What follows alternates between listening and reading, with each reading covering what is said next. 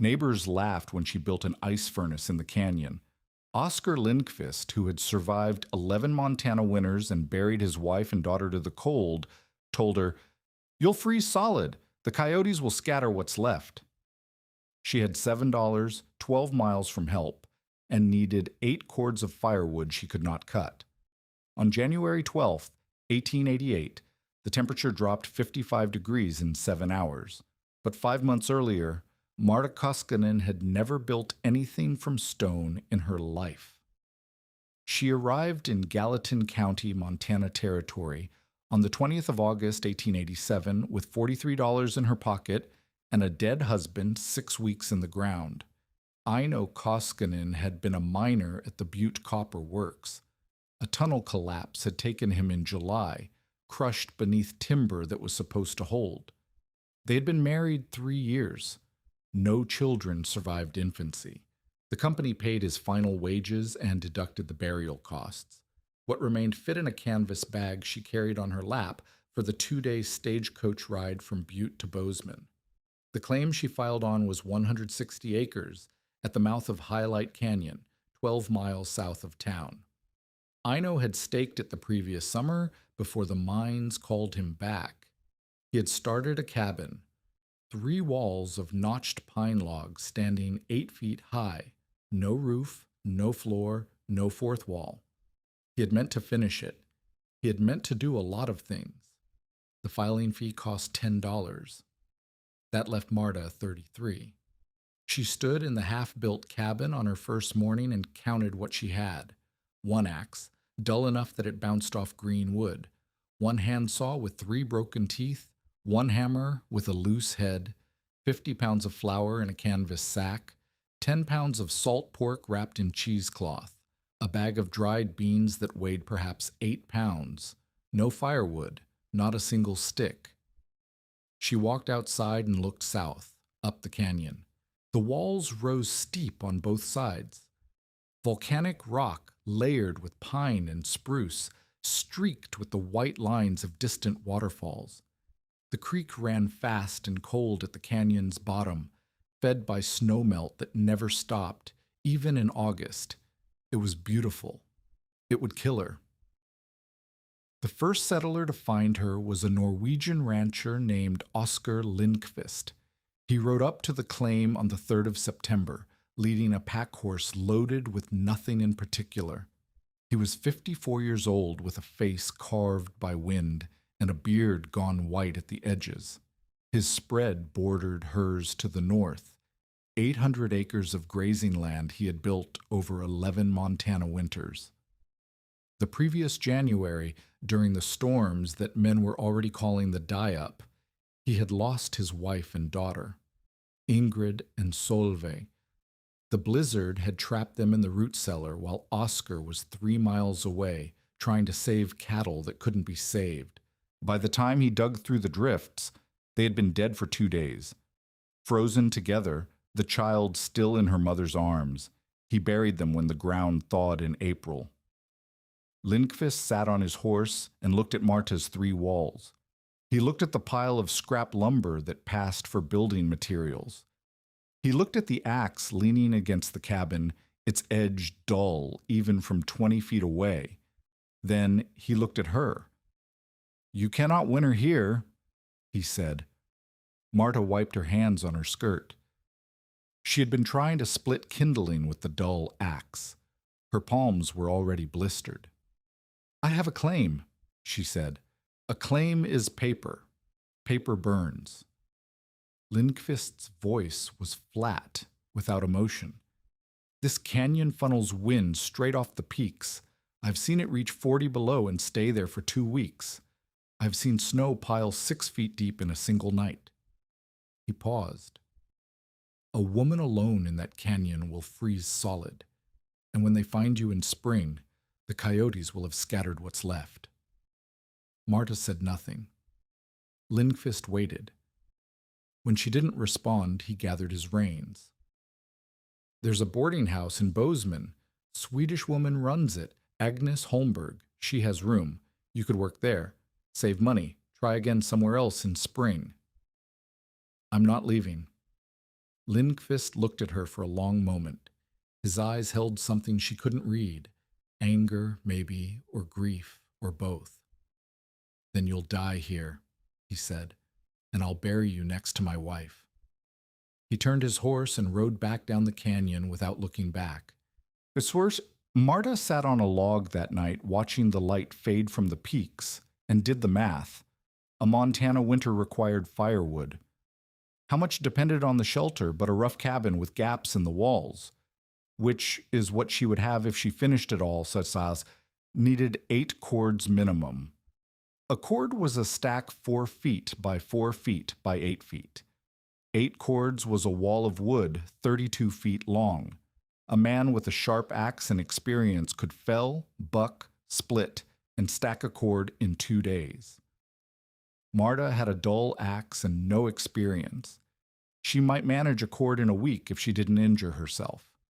Maybe. There were 12 weeks until first snow. If she worked every single day, she might cut 8 cords.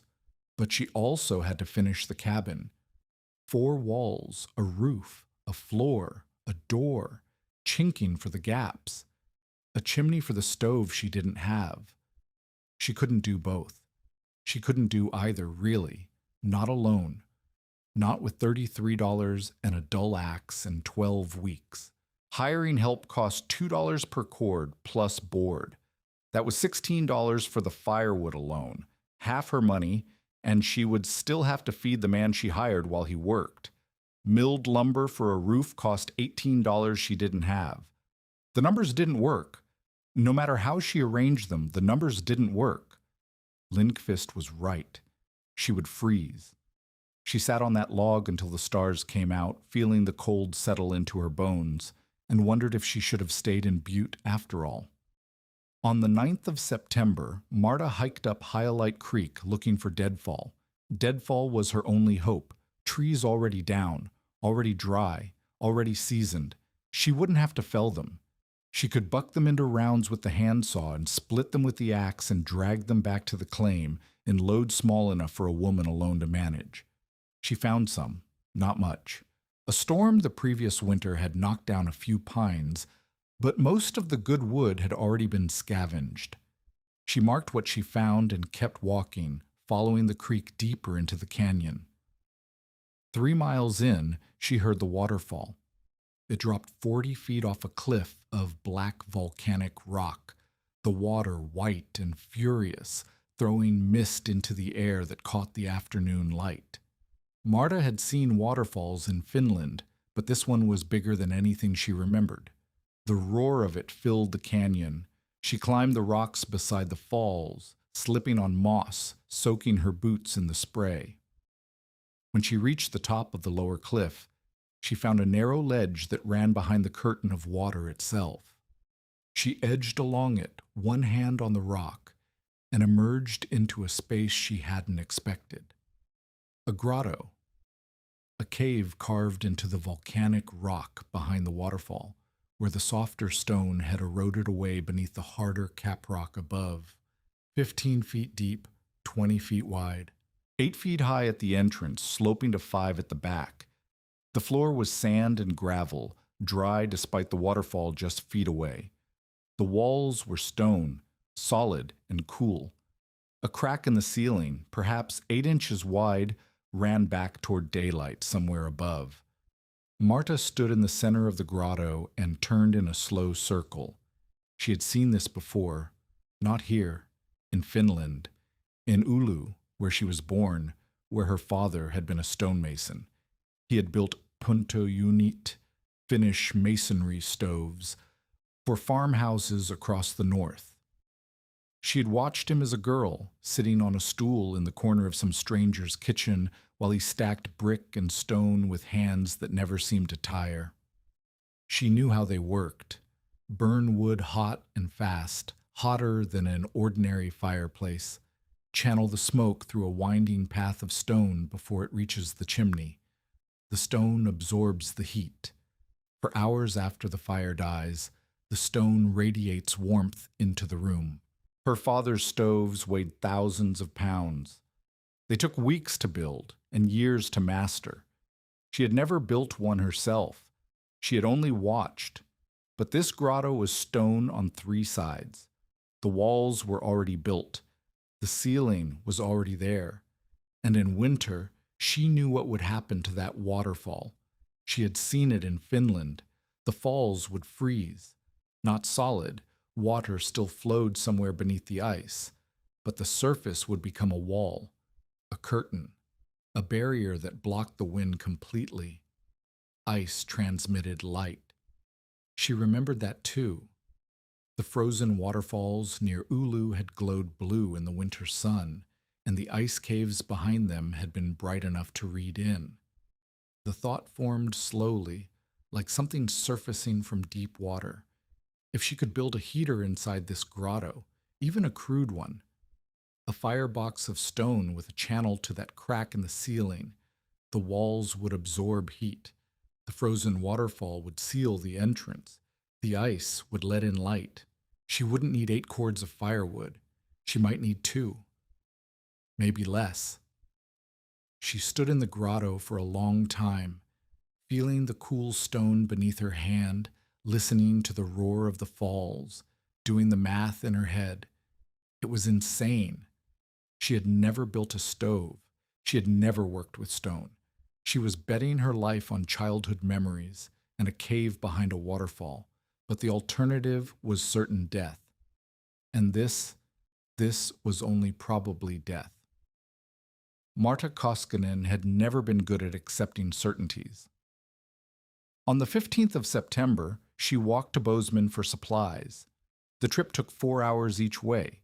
She bought 15 pounds of salt, a coil of wire for snares, 6 fish hooks, and a length of heavy twine. The salt cost 60 cents. The wire and hooks and twine cost another 40. She had $32 left. Agnes Holmberg found her on the street outside the general store. The Swedish woman was 43 years old, broad-shouldered, with hair the color of iron. She had known Aino Koskinen. He had boarded with her before marrying Marta, and she had sent a letter of condolence after the funeral. "Mrs. Koskinen," Agnes said, "I heard you were still on that claim." Marta shifted her purchases to her other arm. "I am." "Oscar Linkfist came through last week. He said you've stopped working on the cabin." Marta said nothing. Agnes's eyes narrowed. "What are you building instead?" They walked to the boarding house, and over coffee that Agnes wouldn't let her pay for, Marta described it, the grotto, the frozen waterfall, the stone heater she intended to build against the back wall. Agnes listened without interrupting. When Marta finished, the older woman was silent for a long moment. "You learned stove building from watching?" Agnes said finally. "As a child?" "Yes. My father was a mason. I watched him build dozens." "Have you ever built one yourself?" "No." Agnes set down her coffee cup. "Marta, the rocks in that creek, they hold water. Heat them too fast and they explode. I have seen a man lose an eye to a river stone that burst in a campfire." She leaned forward.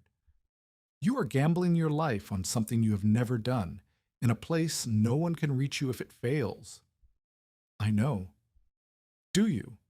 Do you understand what happens if that heater cracks? If the draft doesn't draw? If the smoke has nowhere to go?"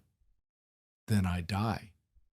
"Then you suffocate in a cave behind a frozen waterfall, alone, with no one to find you until spring." Agnes's voice was hard. "At least if you freeze in a cabin, someone might see the smoke stop rising. Someone might come to check." Marta met her eyes. "If I stay in the cabin, I freeze for certain. The numbers don't work. I've done the math." "And you think this ice furnace changes the math?" "I think it might." Agnes shook her head slowly. "You are either the bravest woman I have met or the most foolish. I cannot decide which." Marta stood. "If I'm wrong, it won't matter which I was." She walked back to the canyon that afternoon and did not return to Bozeman for 6 weeks. On the 1st of October, a man named Howard Conley rode up Hyalite Creek. Marta was 3 miles from her claim in the shallows below the waterfall, selecting stones. She had spent a week learning which rocks to choose. Granite, dense, crystalline, dry to the touch, without cracks or layering. River rocks that had been tumbled smooth were dangerous, their surfaces hiding pockets of water that would turn to steam and explode. She avoided those. She looked for angular stones, newly broken from the cliffs, still rough. She was hauling a canvas sling loaded with 30 pounds of granite when Conley appeared on the opposite bank. He was a land speculator from Helena, 40 years old, well dressed in a way that looked absurd against the wilderness. He owned a horse worth more than Marta's entire claim. Over the past 2 years, he had purchased 3 failed homesteads in Hyalite Canyon from widows and broken men, buying them cheap and reselling them to Eastern investors as improved ranch property. Marta's 160 acres sat directly between 2 parcels he already owned. "Mrs. Koskinen," he called across the water, "I heard you'd abandoned your cabin." Marta set down the sling. The stones clattered against each other. "I haven't abandoned anything." Conley picked his way across the rocks to her side of the creek. He looked at the canvas sling. He looked at the pile of stones she had already gathered on the bank. He looked up at the waterfall, at the grotto barely visible behind the white curtain of water. "I see," he said. "You're building what exactly? A wall?" "A stove. In a cave." He smiled. "Behind that?" "Yes." Conley's smile widened. It did not touch his eyes. "Mrs. Koskinen, I'm a reasonable man. Your husband owed $12 to the company store in Butte. I purchased that debt last month. I'm prepared to forgive it entirely if you sign your claim over to me today." He gestured toward Bozeman. "You can go back to town. Mrs. Holmberg has room at her boarding house. I've checked." Marta picked up the canvas sling and started walking toward the waterfall. "The claim is not for sale." Conley followed. "That debt comes due November 1st. If you can't pay, I can attach your property. File a lien. Force a sale to recover what I'm owed." His voice was still pleasant, almost friendly. $12 isn't much, but if you don't have it." Marta stopped. She turned to face him. "Then I will pay." Conley raised an eyebrow. "With what?" "Rocks." She held his gaze until he looked away. Then she resumed walking. The stones in her sling scraped against her back with every step. Behind her, Conley called out, "November 1st, Mrs. Koskinen, 1 month." She did not answer. She climbed the wet rocks to the ledge behind the falls and disappeared into the grotto. 1 month, $12, and she had already spent most of what remained on salt and wire. The heater took 23 days to build. She started with the firebox. 2 feet wide, 18 inches deep, 18 inches high, small enough to heat quickly, large enough to burn split wood without constant tending. She dry stacked the stones first, fitting them together like puzzle pieces, then mortared the joints with river clay mixed with sand and ash. The clay was the hardest part. She dug it from the creek bank a quarter-mile downstream, where the water had deposited fine sediment over centuries. She carried it back in buckets she made from folded bark, sealed with pine pitch. Each trip took an hour. The firebox alone required 11 trips. She dried each stone for 3 days before using it. She built small fires in the grotto, tiny, careful fires, and placed stones in a ring around them. Any stone that cracked or popped, she discarded. Only the ones that stayed solid went into the heater. The channel ran from the firebox along the cave wall for 6 feet, then turned upward toward the ceiling crack. This single turn added 12 square feet of heated stone surface. More heat captured, more warmth to radiate through the night.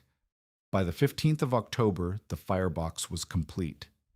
By the 19th, the channel The heater weighed approximately 800 pounds, less than half of what her father's pentuyuni had weighed, but the heaviest thing Marta had ever built with her own hands. On the 20th, she lit the first test fire. Within 10 minutes, smoke filled the grotto. Her eyes streamed, her lungs burned. She crawled out onto the ledge, gasping for air, and watched gray smoke pour from the gap behind the waterfall like the cave was bleeding. The draft was wrong. The channel angle was too shallow. Smoke pooled at the ceiling instead of rising through the crack. She had built it wrong. She sat on the wet rocks beside the waterfall, coughing smoke from her lungs, and felt something crack inside her chest. 3 weeks of work, every stone hauled by hand, every joint mortared with clay she had dug herself. And none of it mattered because she had gotten the angle wrong. She could rebuild it. She would have to rebuild it. But that meant tearing out half the channel and starting over. Days of work she didn't have. November 1st was 11 days away, and she still had no money to pay Conley, and the first hard snow could come any time. The waterfall roared beside her. The sun moved behind the peaks. The temperature dropped.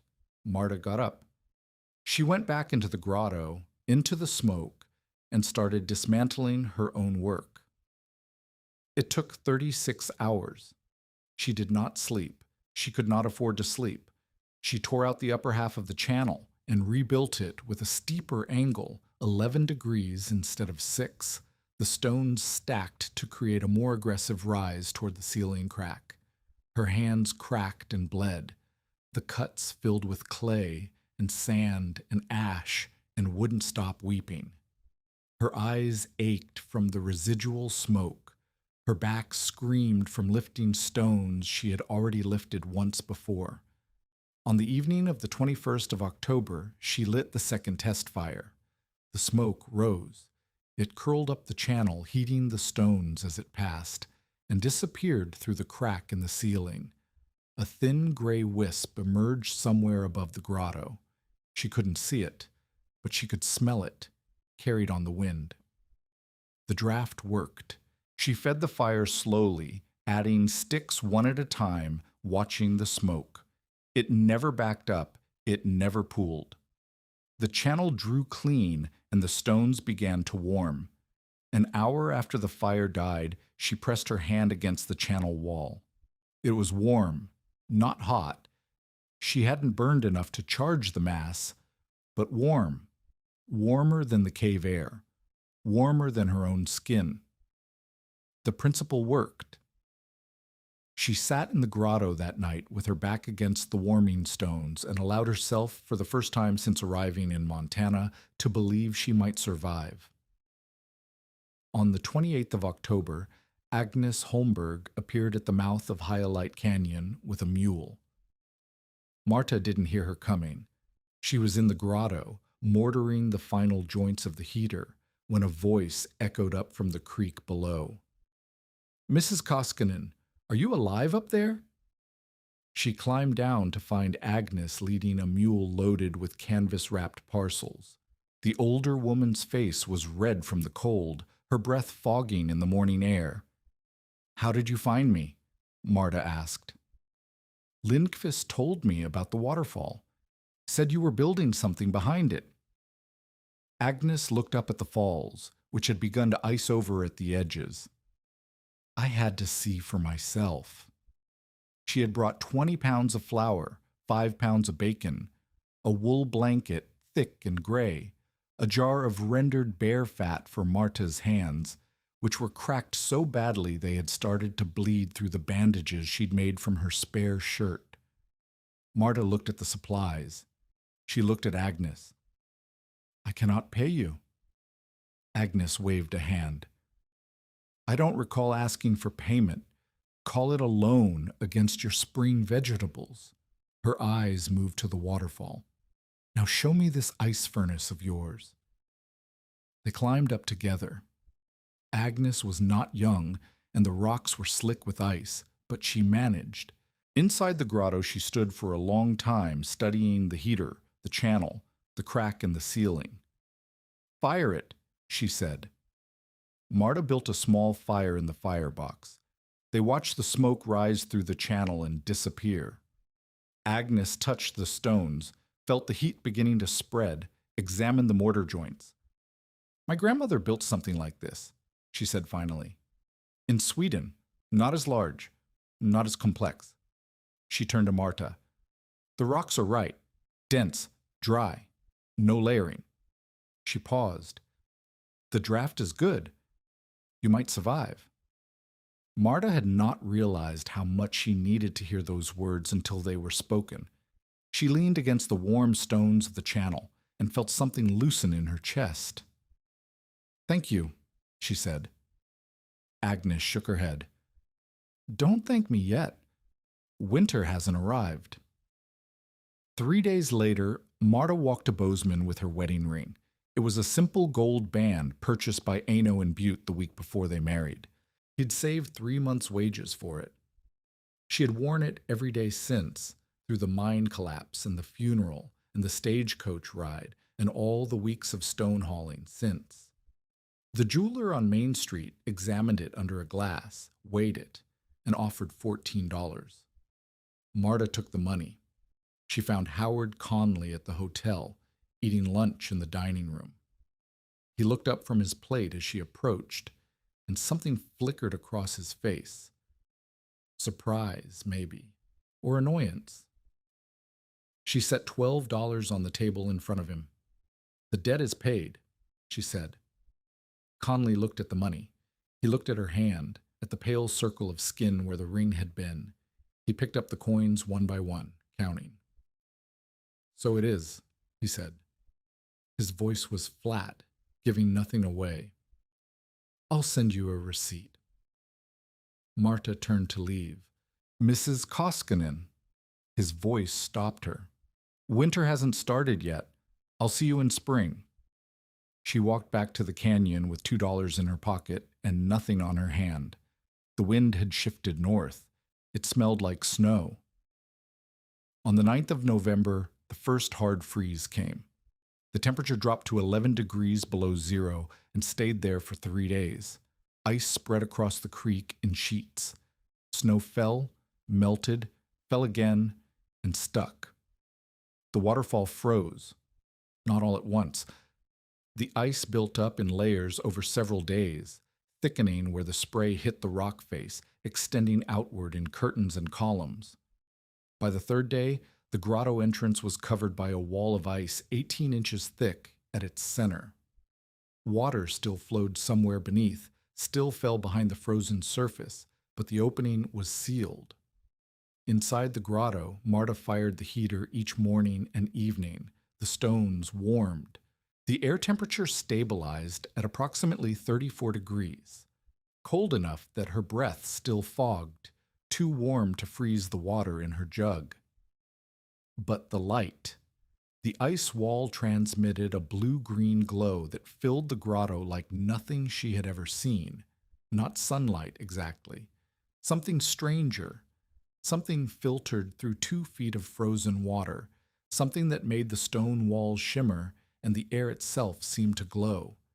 She didn't need a candle until sunset. The ice was her window. On the 15th of November, Oscar Linkfist rode up the canyon. The snow was too deep for a horse beyond the 1st mile, so he walked the rest, his boots crunching through the crust. He found the frozen waterfall and shouted toward it, his voice echoing off the canyon walls. "Mrs. Koskinen, are you in there?" Marta emerged through a gap she had carved at the edge of the ice, a narrow opening just wide enough to squeeze through, that she kept packed with snow between passages. Linkfist stared at her. She was thin, thinner than she had been in September, but she was upright. Her cheeks were wind-burned but not frostbitten. Her eyes were clear. "You're alive," he said. "Yes." "How?" She showed him. She led him through the gap in the ice, into the grotto, where the blue light glowed and the stones of the heater radiated warmth from a fire she had banked that morning. He touched the channel wall. He examined the firebox. He looked at the crack in the ceiling where the smoke escaped. For a long time he said nothing. Then, "This cold is nothing." Marta waited. "January will kill you.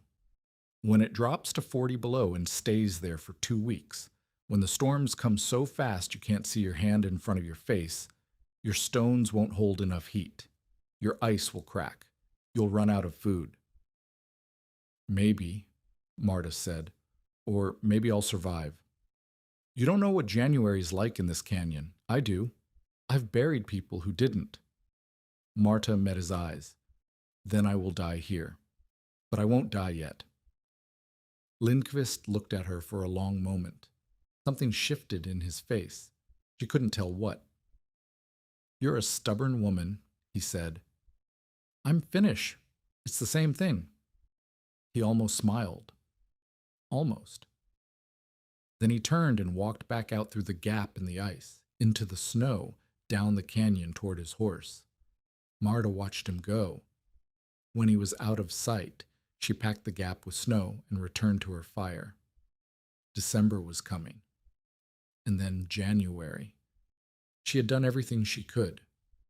Now there was nothing left but waiting. The weeks passed. December brought snow that piled 4 feet deep around the grotto entrance. The ice wall thickened to 2 feet. Marta's firewood supply dropped to 1 cord. She had gathered 2, but the heater burned slower than a fireplace, not faster. Her flour ran low. Her bacon was gone. She ate fish from the plunge pool below the falls. The turbulent water never fully froze, and trout organs she would have thrown away in better times. She boiled cattail roots dug from the creek bank, prying them from frozen mud with a stick she had sharpened into a makeshift shovel. It was enough. Barely. Her body ate itself for what she couldn't find. On the 11th of January, 1888, the temperature rose to 44 degrees above zero. Marta stepped outside the grotto and felt warmth on her face for the first time in 6 weeks. Snow dripped from the tree branches. Water ran down the ice wall in thin streams. The sun was almost hot. She tilted her head back and let it touch her skin. 700 miles to the northwest, a wall of Arctic air was screaming south across Montana territory at 60 miles per hour. She had no way of knowing. No one did. The Signal Corps had issued a forecast that morning, and it was wrong. The blizzard came anyway. The warmth lasted until mid-afternoon. Marta spent the morning outside the grotto, gathering deadfall branches that had emerged from the melting snow. Her firewood supply was down to 3/4 of a cord, enough for another month if she burned carefully, but January was only half over. February could be worse. March had killed people before. She needed every stick she could find. The work felt almost pleasant. The sun was warm on her face. Water dripped from the ice wall in thin, musical streams. She had shed her coat by 10 o'clock, working in just her wool dress and shawl. It felt like spring. It felt like survival. By 2 o'clock, she had gathered an armload of branches and started back toward the waterfall. The sky to the north had turned a strange color, yellow-gray, like a bruise spreading across the horizon. But she didn't think much of it. Montana skies did strange things. She had seen green sunsets and pink dawns and clouds that looked like mountains. A yellow sky was just another oddity. She was 50 feet from the ice wall when the wind hit. It came without warning. One moment she was walking in shirt sleeves, sweating slightly from the labor, thinking about the fish she would catch for dinner. The next, she was knocked off her feet by a blast so cold it burned her exposed skin on contact. The branches scattered. She tried to stand, and the wind slammed her back down. Snow appeared from nowhere, not falling exactly, but filling the air horizontally, a white wall that moved faster than she could think. She couldn't see the ice wall 10 feet away. She couldn't see her own hands. She couldn't breathe. The snow was in her nose, her mouth, her lungs. Every breath was ice and suffocation. The cold was so intense it didn't feel like cold anymore. It felt like fire, like her skin was being burned off, like the air itself had become a weapon. Marta crawled. She had no idea which direction she was going. The world had become a white scream, a roar of wind and ice that obliterated everything else. She moved by feel, by instinct, by the desperate animal knowledge that if she stopped moving, she would die. Her hands found rocks, snow, more rocks. She kept crawling. Her fingers touched ice. The wall. It had to be the wall. She followed it, scraping her palms on frozen edges, tearing skin she couldn't feel. The ice curved. She found the gap, the narrow opening she used as a door, the space she had carved at the edge of the frozen waterfall, and pulled herself through. She fell onto the grotto floor and lay there gasping, her lungs seared by the cold she had inhaled, her vision swimming with black spots. Behind her, the gap was already filling with snow driven horizontal by the wind. Outside, the temperature was falling at nearly a degree every 8 minutes. The first hour was chaos. Snow poured through the gap faster than Marta could process what was happening. The wind had shifted direction. For the first time since the waterfall froze, air was being forced into the grotto instead of out. The pressure difference reversed the draft in her heater. Smoke that should have risen through the ceiling crack poured back into the cave instead. Within minutes, the grotto filled with gray haze. Her eyes streamed, her throat closed. She dropped to her hands and knees, trying to find breathable air near the floor, but the smoke was everywhere. She couldn't see the heater. She couldn't see the walls. She couldn't see anything except gray. She had to seal the gap. If she didn't seal the gap, the wind would keep forcing air in, the draft would stay reversed, and she would suffocate in her own shelter. Marta stumbled toward the entrance, blind in the smoke, guided only by the sound of the wind screaming through the opening. She found the gap by feel, a 6-inch wide channel of absolute cold cutting through the haze. She started packing snow into it. The wind fought her. Every handful she pushed in, the gusts scattered. She tried again, scattered again. Her fingers were going numb. Her lungs burned. She couldn't stop coughing long enough to take a full breath. She found chunks of ice that had broken loose from the wall's edge and jammed them into the gap. Better. The ice held where the snow wouldn't. She packed more ice, then snow behind it, then more ice. Layer by layer, handful by handful, while the smoke thickened and her vision narrowed. 40 minutes. It took 40 minutes to seal the gap. By the end, she was working by touch alone, her eyes swollen nearly shut, her throat raw, her chest heaving with coughs that produced nothing but pain. When the last handful of snow went in and stayed in, the wind stopped screaming. The pressure equalized. The smoke began to clear, slowly, painfully slowly, seeping toward the ceiling crack as the draft reestablished itself. Marta collapsed onto the grotto floor and lay there, coughing, gasping, waiting for her lungs to stop burning. The gap was sealed, but the fire had died while she fought the wind. The embers were gray and cold, and already she could feel the temperature dropping. She rebuilt the fire with hands that shook so badly she could barely hold the kindling. The first match broke. The second wouldn't strike. The third caught, and she held it to the birch bark until the flames spread, then added twigs, then larger sticks, then a split log she had been saving. The fire grew. Smoke rose through the channel, heating the stones as it passed, disappearing through the ceiling crack. The draft was working again. The system was working. Marta wrapped herself in the wool blanket Agnes had given her and pressed her back against the channel wall. The stones were cold now. The hours of chaos had cost her all the stored heat from the morning's fire, but she could feel them beginning to warm again as the new fire burned. She fed it carefully. Not too much. She couldn't afford to burn through her remaining wood in one night, but enough to charge the stones with heat. The firebox glowed orange in the darkness, the grotto filled with flickering light. Outside, the blizzard screamed. The sound was unlike anything she had heard before. Not wind. Wind was something you could understand, something that rose and fell, something with rhythm. This was constant, relentless, a roar that seemed to come from everywhere at once. The ice wall vibrated with it. The grotto floor trembled. The temperature inside stabilized around 32 degrees. Freezing, but survivable.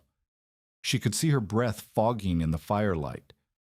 Frost formed on the walls farthest from the heater, but where she sat, with the heated stones at her back and the blanket wrapped tight, she was warm enough. She fed the fire another stick, then another. The stones held the heat. The smoke rose clean. The system worked. She had no way to know what was happening outside. No way to know that the temperature had already dropped to 11 below zero and was still falling.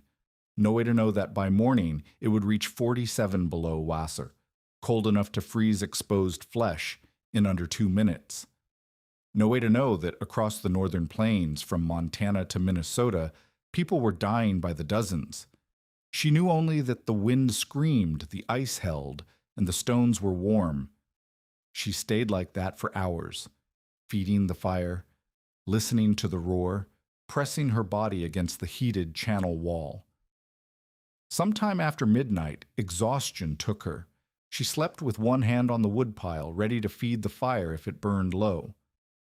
The crack woke her. It was a sound like a rifle shot, sharp, violent, echoing off the grotto walls.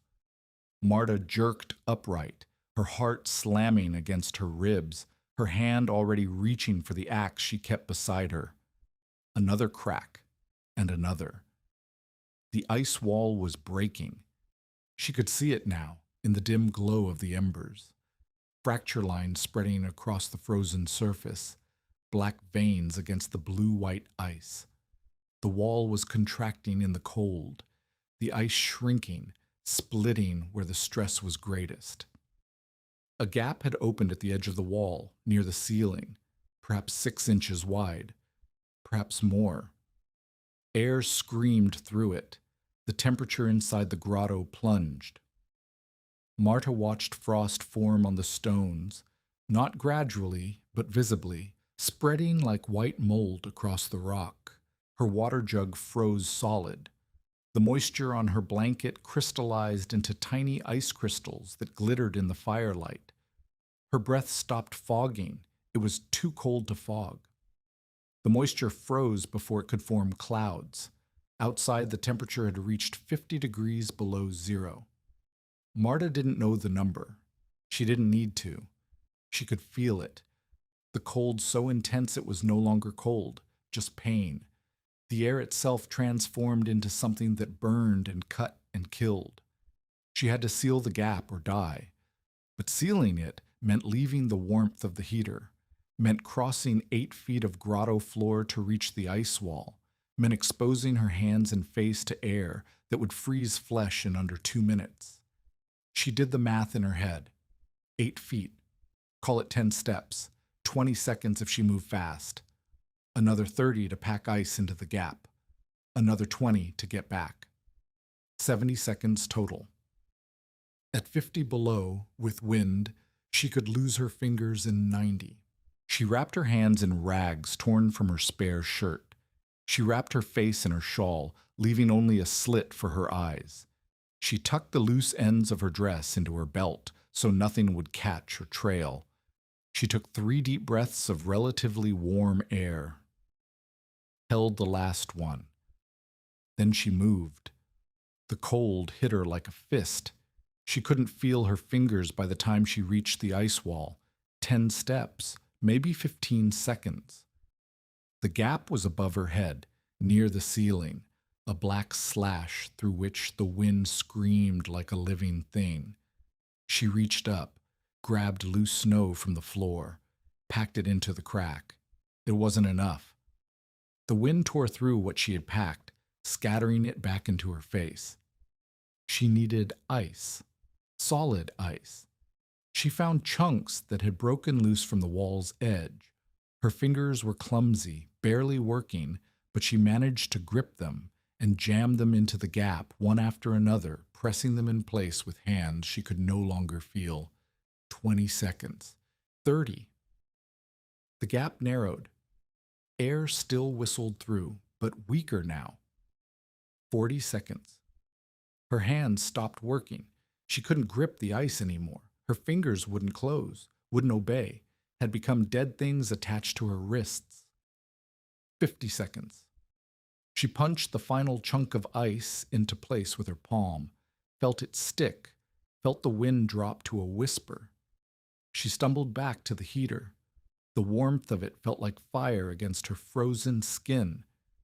She held her hands over the embers, inches from the coals, watching the color change, white to gray to purple to red as the blood returned.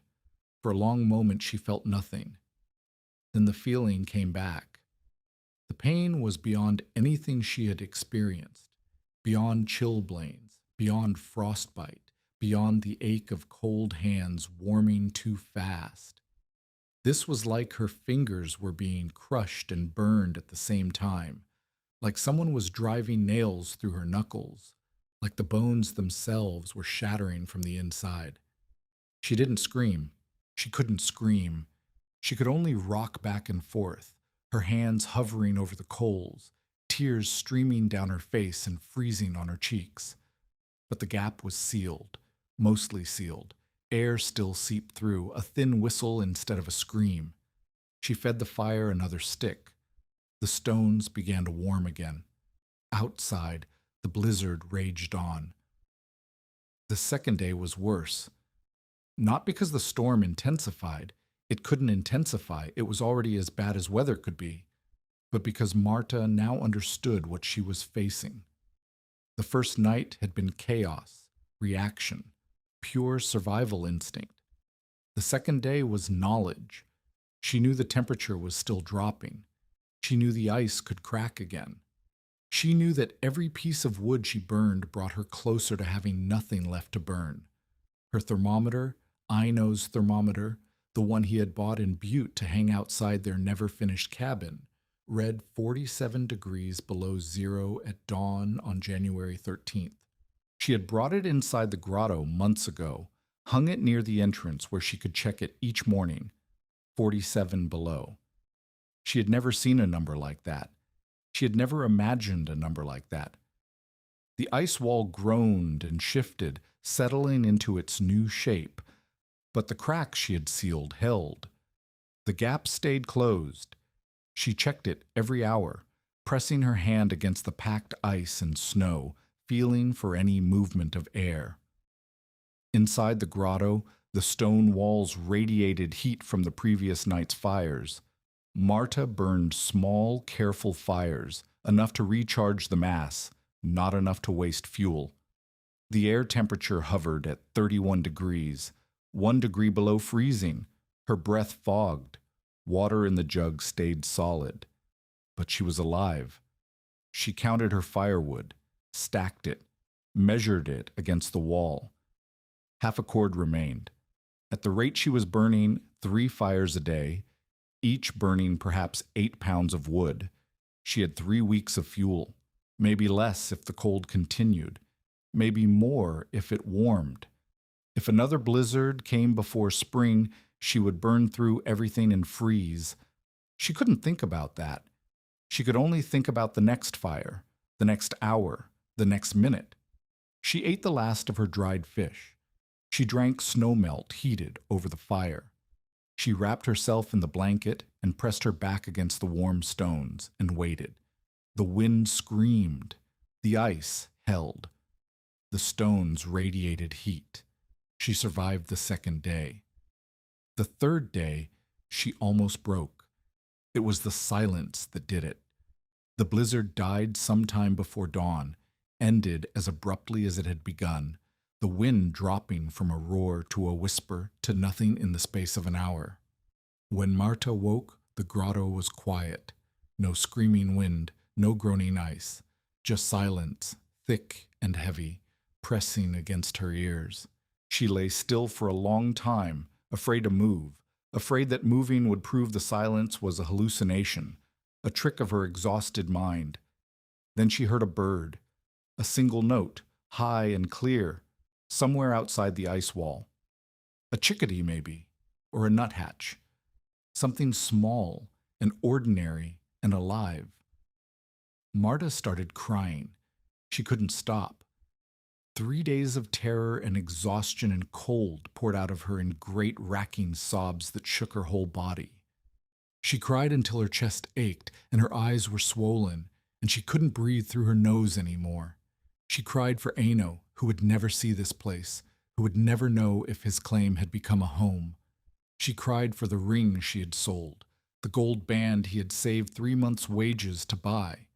She cried for the months of work and fear and loneliness, the endless days of hauling stones and mixing mortar, and wondering if she was building her own tomb.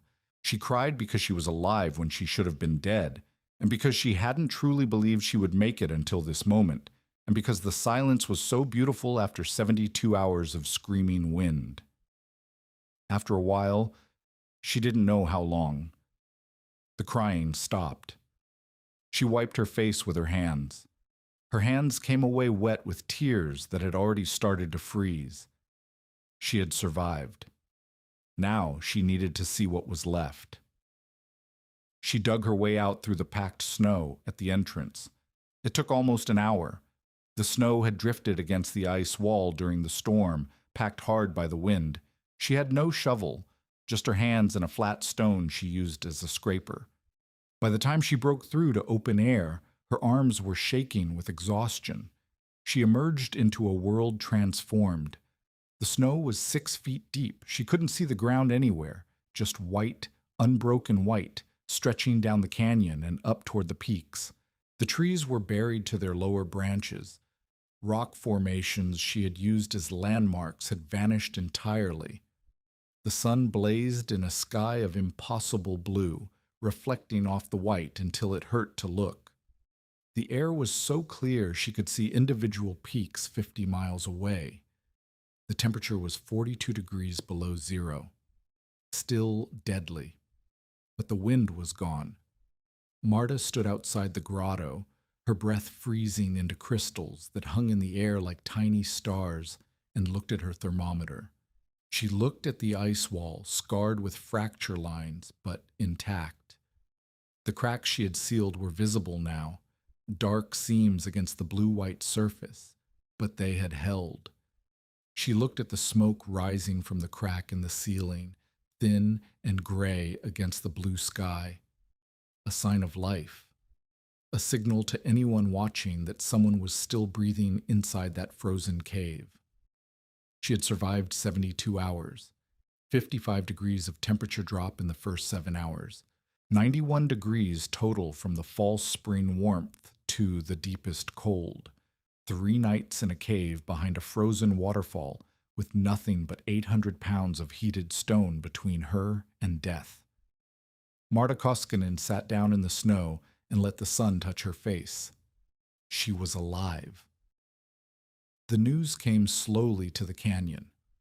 Over the following days, as the temperature rose and the roads became passable, word filtered down from Bozeman. Travelers stopped at the canyon mouth. A supply wagon made it through on the 18th. Oscar Linkfist sent a rider ahead of himself on the 15th. The blizzard had struck the entire northern plains from Montana to Minnesota.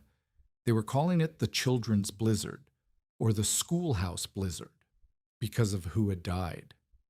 The storm had hit in mid-afternoon when children were in school.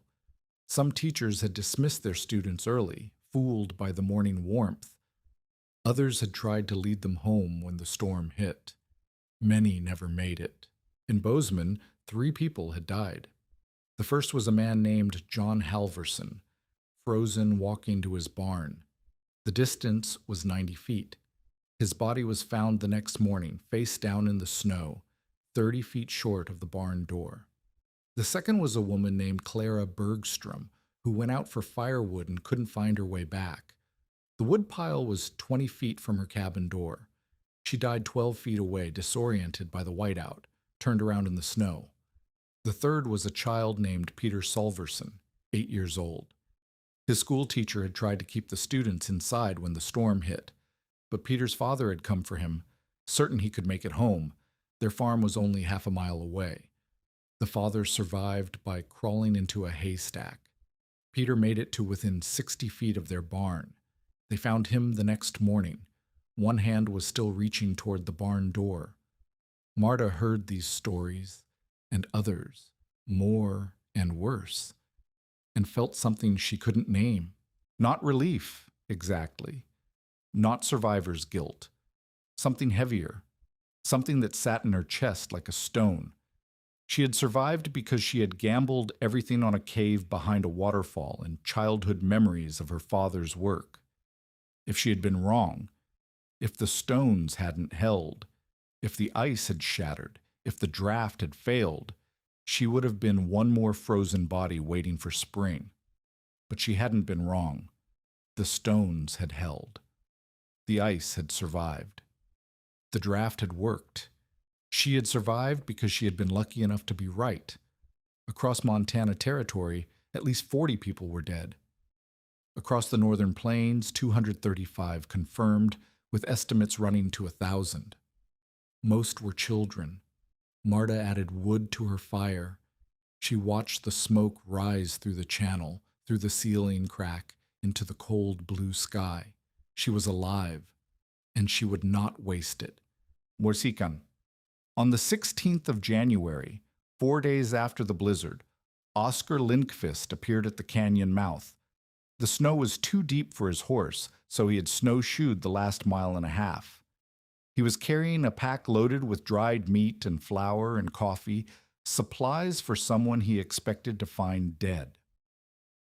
Marta met him outside the grotto, fishing in the plunge pool below the falls.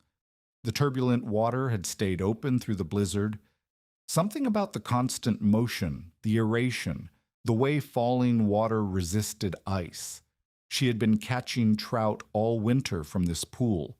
The fish were hungry after the storm. Linkvist stopped 20 feet away and stared at her. She looked terrible. She knew she looked terrible. She had lost perhaps 15 pounds since September. Her dress hung loose at the shoulders. Her cheekbones jutted sharp beneath her skin. Her hands were wrapped in rags, still healing from the frostbite she'd suffered sealing the ice gap. Her hair hadn't been properly washed in weeks, but she was standing. She was breathing. She was holding a fishing line and watching it with the patient concentration of someone who had survived. "You're alive," Linkvist said. Marta pulled a trout from the water. "Yes." "How?" She set the fish on a flat rock and began threading another worm onto her hook. "I built what I needed." "Show me." They climbed up to the grotto together, Linkvist moving slowly on the icy rocks. His snowshoes weren't made for climbing. Twice he slipped and caught himself. Marta didn't offer to help. He wouldn't have accepted it. Inside, the blue light glowed through the ice wall, dimmer now, filtered through snow packed against the exterior, but still present, still beautiful, still strange. Linkvist stood in the center of the grotto and turned in a slow circle. He looked at the heater against the back wall. He looked at the channel running along the stone. He looked at the crack in the ceiling where smoke curled lazily upward. He walked to the heater and pressed his palm against the channel stones. They were warm, not hot, but warm, hours after the morning fire had burned down to ash. He left his hand there for a long moment. "This is what you were building," he said, "when I told you to leave." "Yes." "When I told you that you would freeze." "Yes." He pulled his hand back. His eyes were wet. "I was wrong," he said. His voice was rough, barely controlled. "I said you would freeze solid. I said the coyotes would scatter what was left of you in spring. He paused, and his voice cracked. I was wrong. Marta set down the fish she had carried up from the pool. You were trying to protect me. No. Linkfist shook his head. I was protecting myself from watching another woman die in this canyon, from finding another frozen body when the snow melted. He looked at the ice wall, at the blue light filtering through the cracks and seams. My wife, Ingrid, she died because I wasn't there, because I was 3 miles away trying to save cattle that couldn't be saved, because I chose animals over my family, and the storm took what I loved while I was digging out livestock. Marta waited. I have carried that with me every day since. Every morning I wake up and remember finding them, Ingrid with her arms around Solveig, both of them frozen. My daughter's face. His voice broke. He stopped. After a long moment, he continued.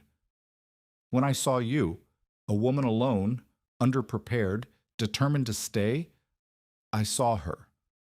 I saw Ingrid. I saw her dying again because I wasn't there to help her.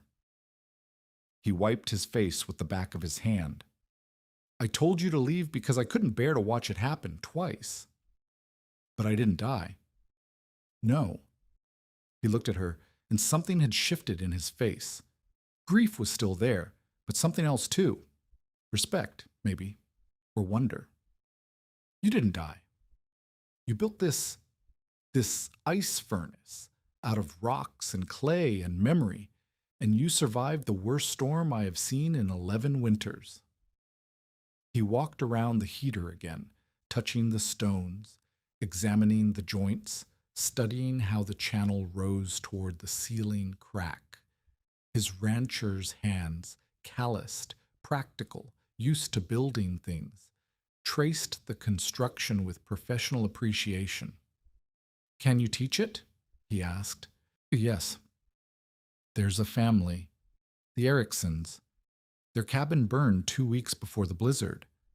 A chimney fire that spread to the roof. They've been living in a canvas tent with blankets nailed over the openings. Marta felt her stomach tighten. They survived? In a tent? Barely. The youngest, a girl, 4 years old, has frostbite on both feet. They're in Bozeman now. The doctor isn't sure she'll keep her toes. Linkfist's voice was flat, controlled, the voice of a man who had learned to deliver hard news without breaking. The father wants to rebuild. He has one room of the old cabin still standing, stone foundation, partial walls, but he lost his stove in the fire. He has no way to heat it. Marta set down the fish. Where is the cabin? 8 miles north of here, on Bridger Creek. I can be there tomorrow. Linkfist nodded slowly. He turned toward the gap in the ice, the narrow passage that led back out into the cold. Then he stopped. Thank you, he said without turning around. For what? For surviving. For not making me bury another woman in this canyon. He climbed out through the gap and disappeared into the snow. By February, Marta had helped 4 families, the Ericksons first. Their cabin was half destroyed. Fire had taken the roof and one wall, leaving a single room standing amid charred timber and collapsed stone. The father, a Norwegian named Bjorn, had covered the open side with canvas and spent the blizzard huddled with his wife and 3 children around a fire pit in the center of the room. His daughter Astrid, the 4-year-old, had lost 2 toes. She would walk with a limp for the rest of her life. Marta built a heater in the corner of the surviving room. It was smaller than her own, no channel, just a mass of dried stone stacked against the intact wall. But the principle was the same. Heat the stones with a hot, fast fire. Let the stones radiate warmth for hours after the fire dies.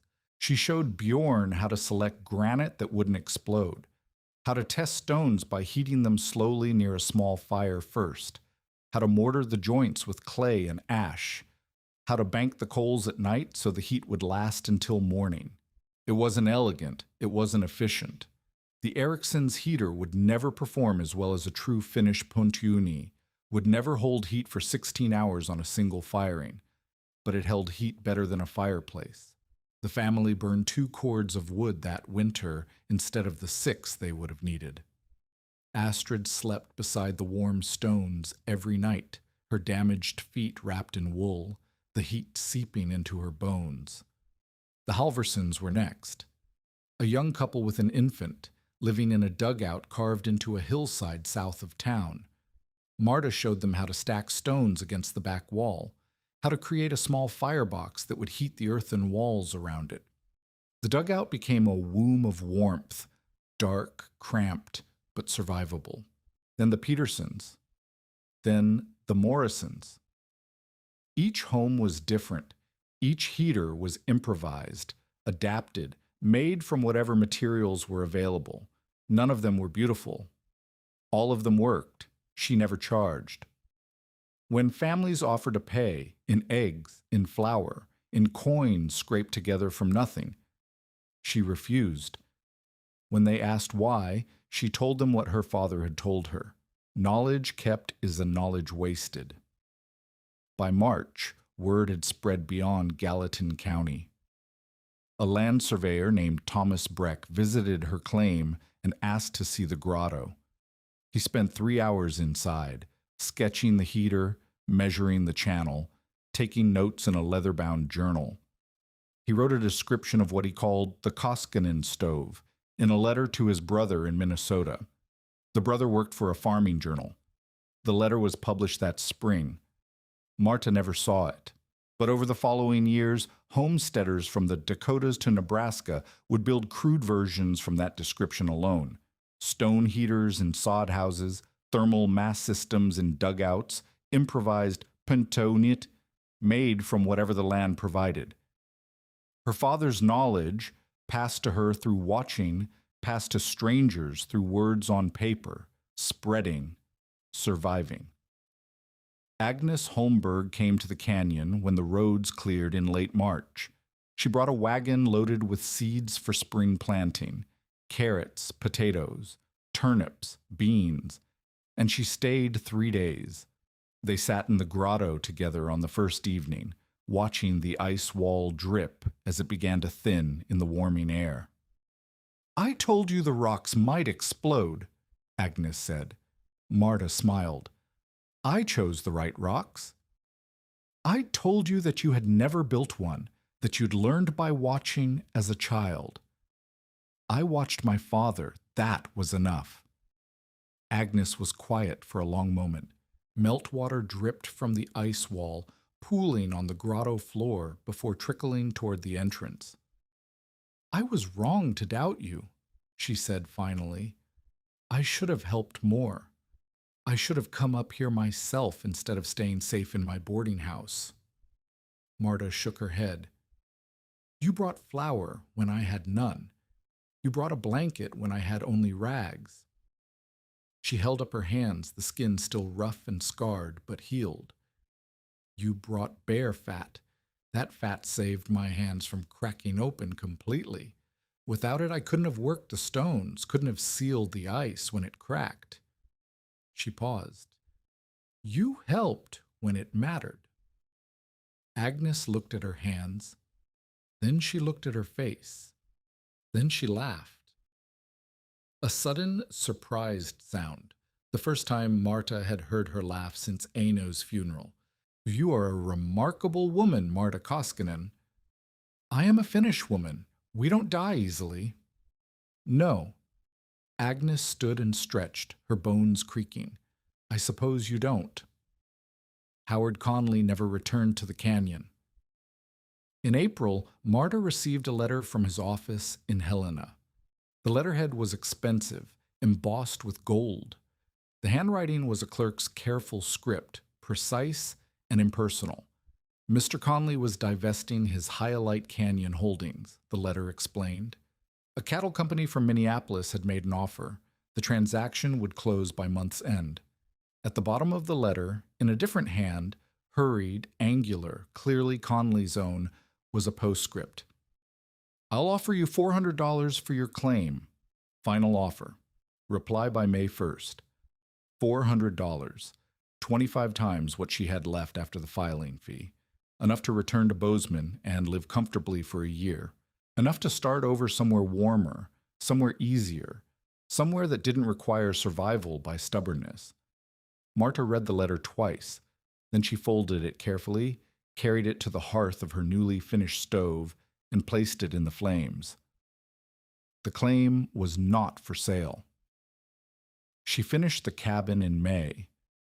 It took 6 weeks, working alone. Using lumber she milled herself from trees felled with the axe Linkfist had sharpened for her in February. The old Norwegian had ridden up one morning with the axe across his saddle and a whetstone in his pack. He had spent an hour working the blade while Marta cooked breakfast, saying nothing, and when he left, the edge was sharp enough to shave with. 4 walls rose from the foundation Aino had started. A roof of hand-split shakes kept out the rain. A floor of packed earth gave way to plain boards by summer's end. A door that latched, with hinges, Marta forged herself from scrap iron, and in the corner a proper stove, not a crude survival heater. A true pontojuni, the kind her father had built in Finland, the kind she had watched him construct a dozen times as a girl. A firebox lined with the best fire brick she could find. A baking chamber above it where bread could rise. A channel that wound through 3,000 pounds of stone before reaching the chimney. It took her the entire summer.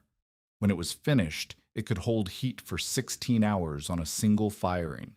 The cabin stayed warm through blizzards on a fraction of the wood a fireplace would need. She never spent another winter in the grotto, but she visited it sometimes when the waterfall froze and the ice wall glowed blue-green in the winter sun.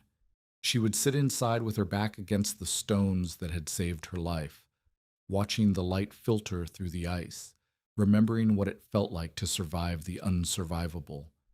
The heater she had built there still stood. The mortar cracked eventually.